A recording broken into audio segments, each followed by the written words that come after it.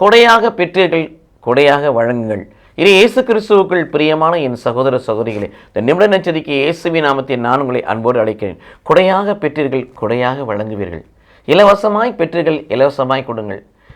மனிதனுடைய பொது நன்மைக்காக, மக்களின் நலனுக்காக, பொது நன்மைக்காக கடவுள் ஊழியர்கள் வழியாக, இறைவாக்கள் வழியாக, தீர்க்கதரிசி வழியாக, குருக்கள் வழியாக, கன்னிகள் வழியாக, கடவுளுக்கு பணிவிடை செய்கிற ஒவ்வொருத்தர் வழியாக தன் வல்லமை வெளிப்படுத்துகிறார், ஆற்றலை வெளிப்படுத்துகிறார், சுகத்தை கொடுக்கிறார், விடுதலை கொடுக்கிறார்.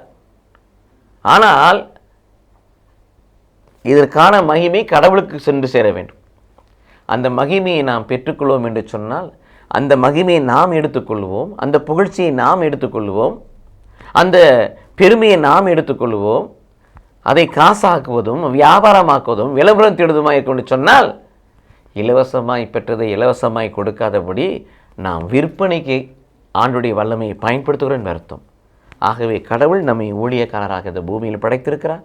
யார் வழியாக எதை கொடுக்க வேண்டும் என்று கடவுள் திருவிழம் பெற்றுகிறார், அவர் வழியாக அவர்களுக்கு அதை கொடுக்கிறார். ஆகவே நாம் ஒரு கருவியாக இருக்கிறோம். நாம் ஒரு கருவியாக இருந்து கடவுள் கொடுப்பதை கேட்பவர்களுக்கு கொடுக்கக்கூடிய வழியும் வாய்க்காலமாக இருப்போம்.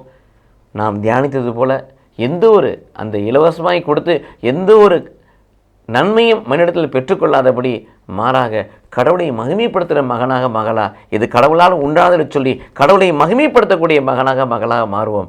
இலவசமாய் பெறுவோம், இலவசமாய் கொடுப்போம். கடவுள் நம்மை ஆசீர்வதிப்பாராக. ஆமென்.